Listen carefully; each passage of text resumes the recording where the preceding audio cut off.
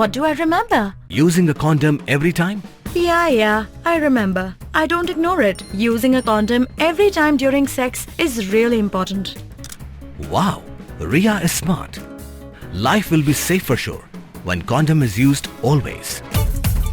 Don't ignore, remember once more. Usumbut Menteri Rangbak Kejela ubah kami ketenat kampok yang polis ubah Preston Tensong ula Bthah ya kekenhun Tokit Special Investigation Team SIT ban penlong ya kejing Tokit kababenia halor kejingja badang shen kabalam sya kejingiap basangson jong ka heprit badang saus nemerta I Insaphira lingdok maunai kabalaja hakasnong Nongrah nonglum. Kat kum ke jingong ka jong u kalong ka badan kamban sei madan ya ki daw tenrai ki balam sya ke jingiap jong ini ikna bat bantip ti kena balai ba uni ukna khat lai snemta syam la pentip mardor ya kene ke jingja ngaladep ban Bthah ya ke kunhun SIT ban ngam jylliew syuk ba balai ba kene ke jingja bas ngosi kalawan ja bat balai ba uni ukna pentip mardor ya kene ke jingja balai ulas ngap jar bat lek menlek kum ubam tip ru ong uba Preston habakren syakilat pathai kubor haka arpusau terik nailur kumta ka kenhun kadang ya syakmat banti jylliew ban lap ya ki jing shisha ya ka bangahi ngasngau la ka donne kanu ke jingbu ri hang ne hang tai ula benram la ban kedau bahaka kat praterik nailur ya utai ukna khat lai snem ubedei upara marjan bat ubajuan jungo syakani kalong ying lawan lamno akmat ka Juvenile Justice Board JJB hadin wa ula phla wa ula yalam ka ya ini khna syajan ka ying ka badang shna thamai ka jaka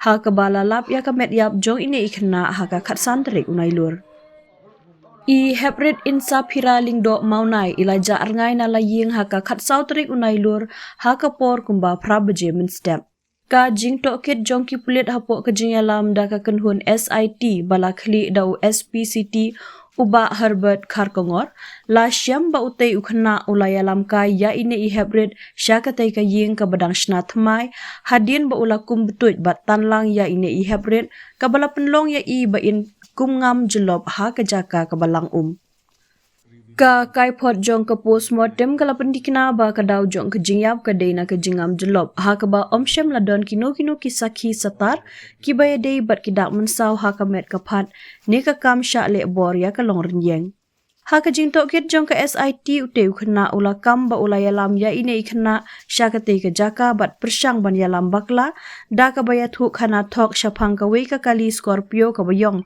bat ki shinrang briu ki badeng mas already given the statement.